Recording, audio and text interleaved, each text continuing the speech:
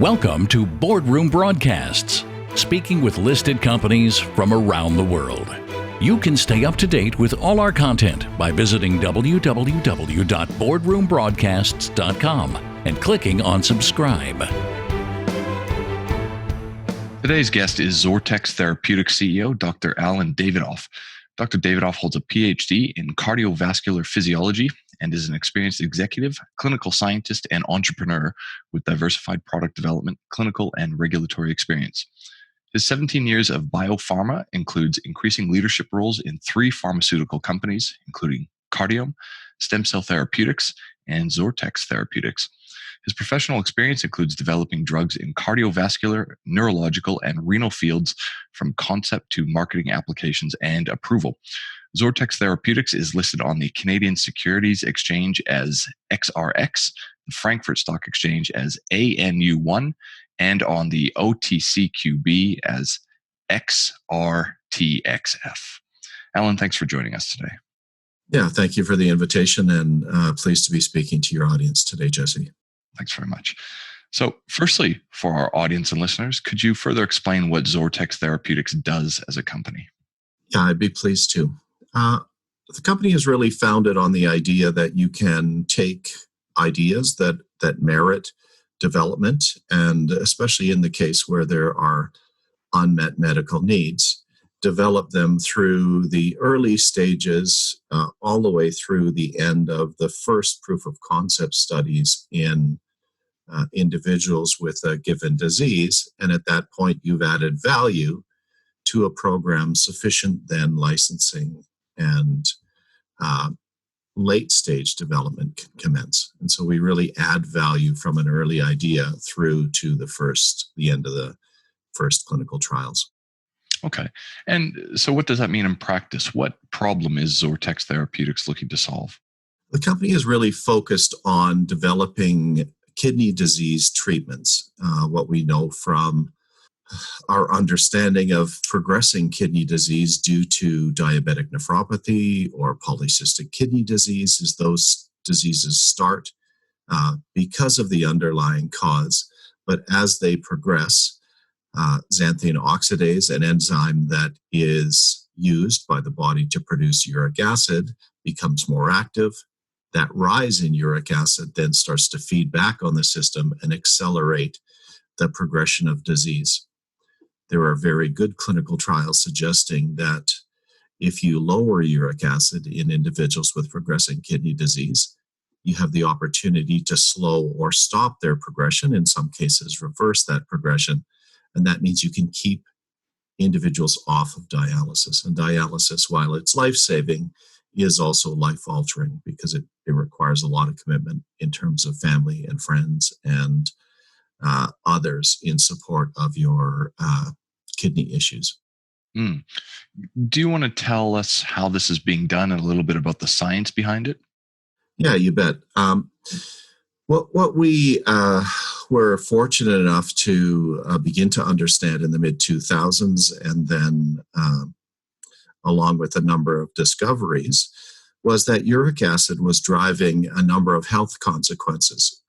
Those include weight gain or obesity, high blood pressure, insulin resistance, metabolic syndrome, and diabetes, and then secondarily, the health consequences of diabetes. Along with those discoveries of this previously unknown role, there was an opportunity to start to begin to not only patent and expand that patent portfolio, but to test individual compounds like our lead program, our lead compound, oxypurinol.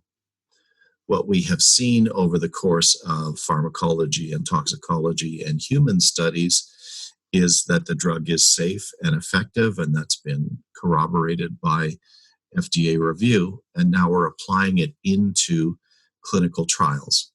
Our most recent study meetings with the FDA have indicated that the program for oxypurinol and polycystic kidney disease is ready to go into phase 3 trials. And so we're working diligently on manufacturing drug, producing the regulatory filings that need to go in advance of starting a phase 3 trial, and then we'll work towards initiating that in the future.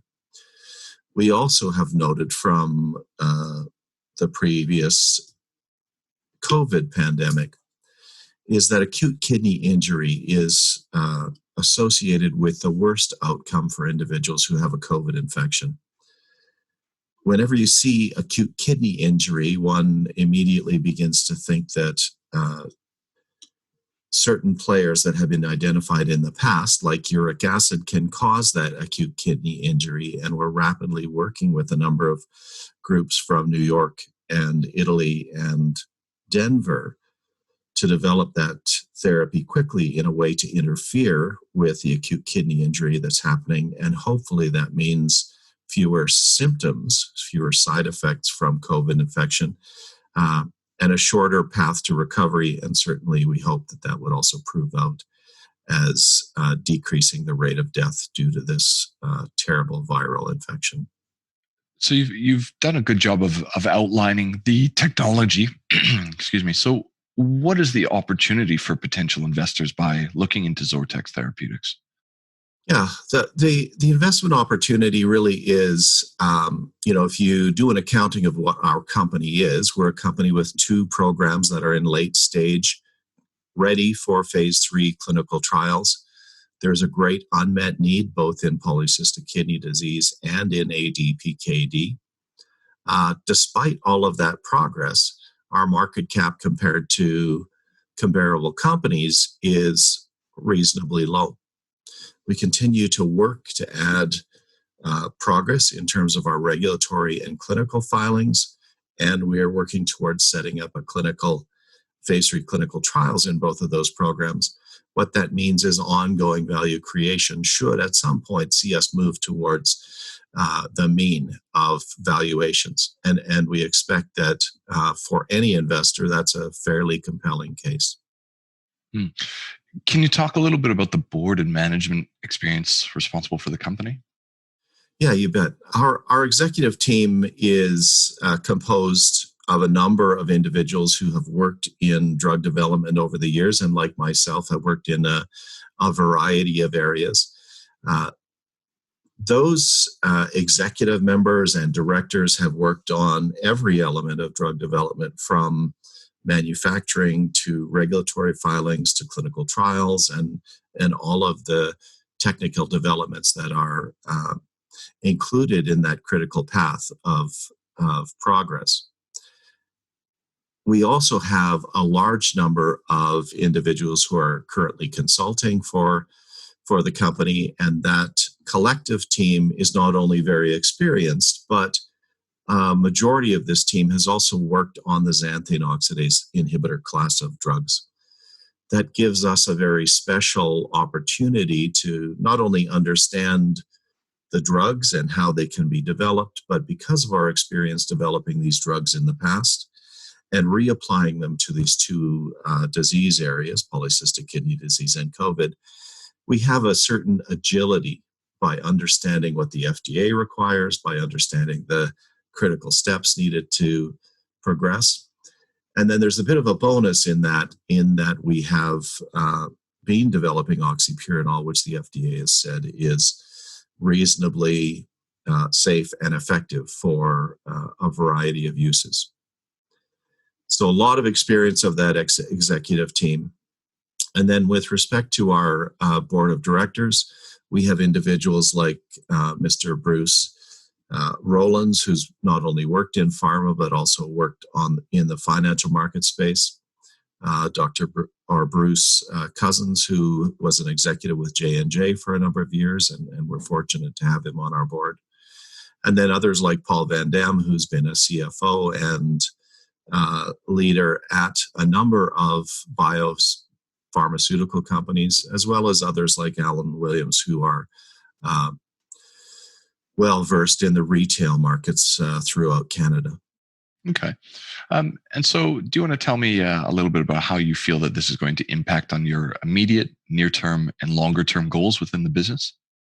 Yeah, of course. The immediate goal right now is to focus on manufacturing oxypurinol and develop formulations for oxypurinol That allows us not only to expand our patent portfolio and in terms of the time of coverage and the expanse of coverage, but it also is a step towards advancing our phase 3 clinical trials in both of these areas.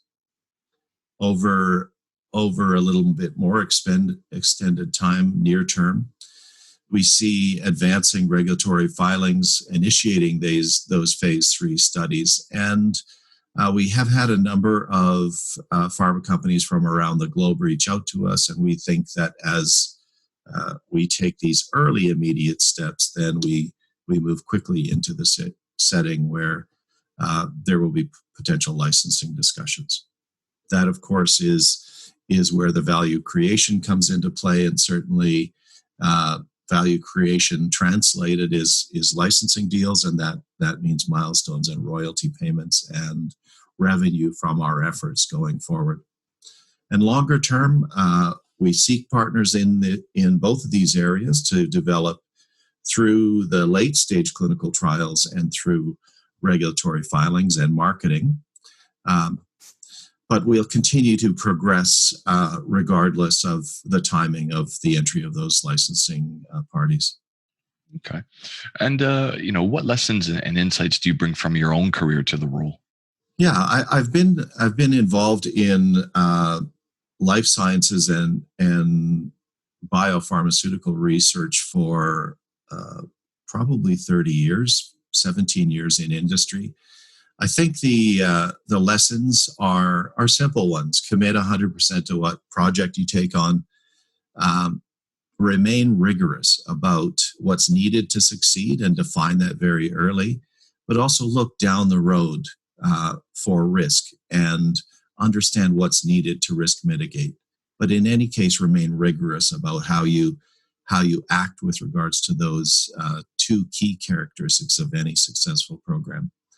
And then finally, I think this applies to all of life, but certainly a global business like drug development requires you to build and maintain a network and constantly strive to, like a skier skiing downhill, to look 30 feet, 40 feet ahead and understand that you need to prepare for what's coming up. So those are the lessons I'd take. Okay. And before we wrap up this conversation today, is there anything else that you'd like to add? Yeah, I would like to emphasize the fact that we have a strong experienced development team. We're in advanced late-stage clinical programs. We believe that these are highly de-risked because we're taking a drug that we know is eminently approvable and applying it to these new areas. That makes us late-stage. It also means we've proven out a lot of the key risk steps in the course of developing these drugs. And that should allow us very soon to change the way that kidney disease will be treated in the future with these first-in-class drugs. Excellent. Well, Allen, thanks very much for your time today. My pleasure, Jesse. Thank you so much.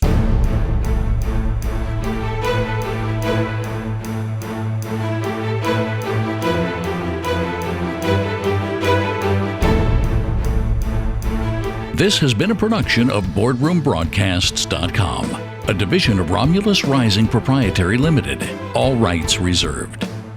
You can stay up to date with all our content by visiting www.boardroombroadcasts.com and clicking on subscribe.